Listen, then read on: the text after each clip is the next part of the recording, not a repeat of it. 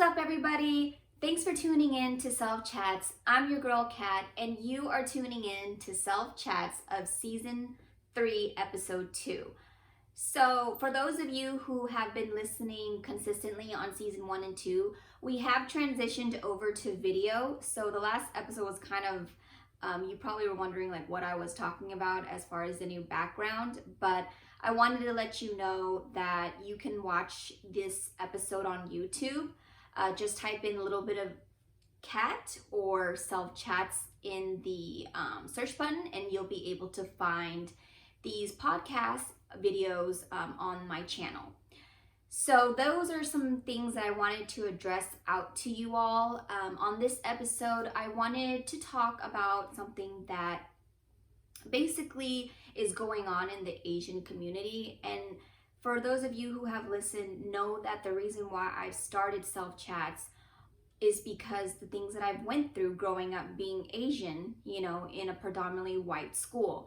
And I will say that, the people that I grew up with, the friends that I had, the circle that I had, they were wonderful. They treated me right. There was nothing wrong. It was just the people outside of my circle that made me feel less than, because they would say mean things to me. And, when you're in high school or you're in middle school, when you're at that age, social acceptance is very important. And so those were some of the reasons why I felt the urge or the purpose to start a podcast to talk about those things that I went through, so that the next generation or the people after me or the people who went through the same things that I did can overcome those things.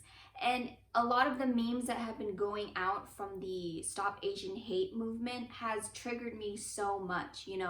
There's one thing where you're attacking the elder Asian community and there's nothing that I can do about it, or there's nothing that you really can do about it, but just to drive awareness or let people know on your platform what is going on. But it just hits home when it gets closer and closer and closer to people that you actually know, and you feel helpless because you can't do anything to help these innocent people. Asian people, especially elder people, they be minding their own business. They be doing their own thing. They are so unproblematic, They came into the United States to live a better life. They didn't come here to be anybody's problem, And there is a lot of stereotypes out there about us.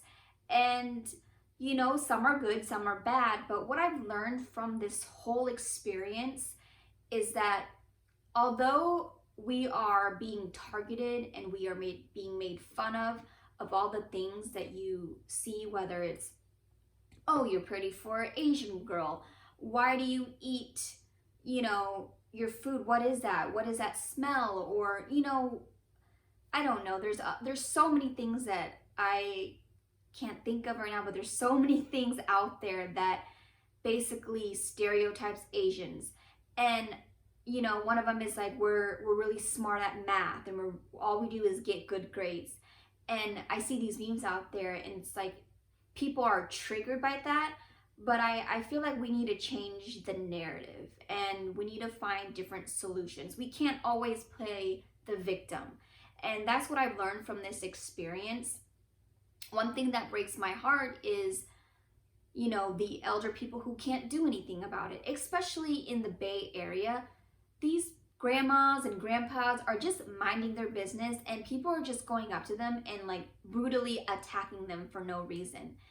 And so it just breaks my heart, but I wanted to just point that out there that we have to do something as a community. And I know that the Asian community, one thing that I know that we do is we come together and we fight. And I believe that my generation and the generation after me, what we can do now is be a voice for your grandpa, your grandma, your parents. Be the change that you want to see. And those stereotypes of us that are out there right now, don't take that as an offensive narrative. Use it to your advantage. Be grateful. Not be grateful, well, I am grateful, but be proud that we're smart in math. Be proud that we work hard. Be proud that we're we have authentic food out there, because at the end of the day, these people love Chinese food. These people go to these Thai restaurants. If we weren't here and we didn't bring our culture to the United States or to America, they would have never experienced the exotic foods that we have to offer. And we have to just think about, okay, maybe this is the time. Yes, they love our food, so let's educate them about our culture and change the narrative, because we can't always play the victim. We can't do that. And this Stop Asian Hate thing, it is a movement. And what's so sad is that, like, first it was Black Lives Matter, now it's Stop Asian Hate. And I know that this is just the beginning of what's happening, because it's getting worse. And I will say, this would have never happened if Trump didn't start his campaigns or be talking on national television, talking about the COVID virus is the Kung flu or the Chinese virus. He kind of initiated that to get us to where we are now, and it's so bad. I've been telling people, all it does is make this situation worse. And he planted a seed to his followers.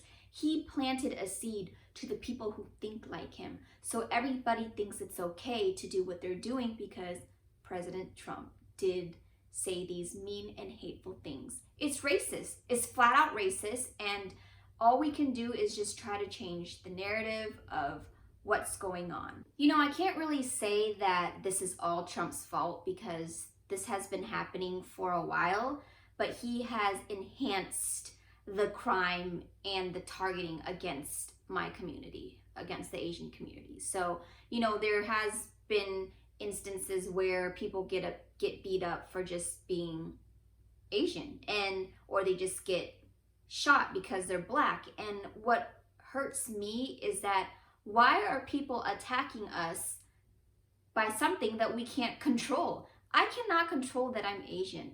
I didn't come out into this world and said and told God that, hey, I want to be Asian. God made me this ethnicity, and you know what I mean? So why are people targeting us for something that we can't control? And it just blows my mind. So let me just take that back. I'm not going to give all the credit to Trump for doing this, but he did put a spotlight on our community and our culture and our race.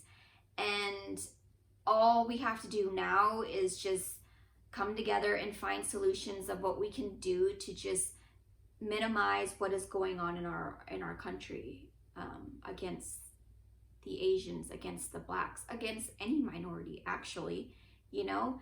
And the common denominator, you know, in this is, I hate to say this, but it's white supremacy, you know. And all we have to do is go after what's attacking us, and to come together as all the communities together and work to fight against racism.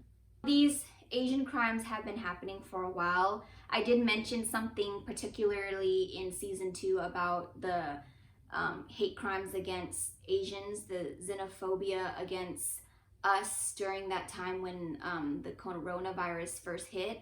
But I think what really hit me was when the mass shooting happened in my city, in Atlanta, Georgia. And it kind of hit home, you know. And they weren't elderly people. They were people like my parents or my mom's age and my age, you know. One was only 33 years old. So being myself, being a target, it really hit home, because my parents are now worried about me as well as I'm worried about them, you know. And so I think what we can do is just try to find ways to step up, but at the same time, we have to be careful. You know, we can't live in fear forever. We just have to find a solution of how we can all get along in this world. We have to be the change that we want to see. And it all starts with us. The first thing that we can do is to stop living in fear. I'm not saying just be out there and just be doing your thing, but I'm just saying, yeah, be aware of your environment, be cautious. But you can't stay in the house forever living in fear. I know our parents have taught us to be silent and to not speak up, but we have to be the change. You know, we have to speak up for them. They're not going to do it, but we can, because we don't want to live like this. We want to be a part of the change. And how we can do that is speaking up, letting your friends know, educate them if they don't know. You know, one of my friends, she didn't know what was going on, and I was like, are you serious? This mass shooting happened in Atlanta. But then I had to think, okay, this, maybe she doesn't listen to the news or whatever. So we have to educate our surroundings, our friends, about what's going on and let them know. And if someone offends you in your circle or have in the past, let them know, that's not okay. Some of the times I remember, like, people would make passive racial jokes at me, and I would just let it go because I didn't think anything of it. But it is a real issue, and I didn't know that so many people went through those things. But it's a time to let them know that you can't make fun of me no more. You can't say those things. Those are inappropriate. Like, let them know how you feel. Use your social media platform to educate your followers on what's going on and what you can do, or how you can let them be aware of these stereotypes or these things that we get attacked for, that it's not okay. Like, just let your audience know, let your platform know. All it is it takes one meme to get to one person. Like, just educate them. And the more knowledge that they have, maybe they'll be more open to, okay, wait, this is not okay. I can't really say I'm gonna go to the Chinaman and get me some Chinese food because that's a little racist. But in St. Louis they say that, and because I lived in St. Louis, and they would say that, and I thought it was normal because that's what they called it. But I think they should change that. They should call it Chinese food, but that's another topic. But there's just some things that you really can't say anymore. I will say that this movement has really opened its eyes to the world, and to let everyone know that there is an issue that's going on that needs to be solved. And as we bring more awareness to these hate crimes that are going on, maybe there will be a time where we can all just get along and accept each other and live in this country together and coexist. That's my hope. But in the meantime, all we can do is build awareness and let people know and educate them. Support those people who have been affected by these hate crimes. Go protest if you can. It really does make a difference. When I went to protest here in Atlanta after the mass shooting happened, it's something about that energy in there that you are making a difference, and you are using your voice to see or to demand a change. One of my heroes, or one of the people that I look up to, is my aunt back at home. And she was a principal, she was a teacher, she's very very intelligent, very smart, and she has so much boss in her. But she went to go talk to the people in Oregon, in that community, to see what the leaders in that state can do to help fight against the Asian hate crimes that are going on. And those are like some things that you can do. You may not have a door or a segue or a platform, not a platform, but a segue to do all those things, but you can definitely protest. You can definitely use your voice on your social media platforms and just educate people, because right now that's all we can do. And we can also protect each other, and just be nicer to everyone. Love, if you can show love to people, that's a start. Maybe these people don't know what's going on and they've been brainwashed to think these certain things. So these are just my 2 cents on how I feel about the Stop Asian Hate situation that's going on, or the movement.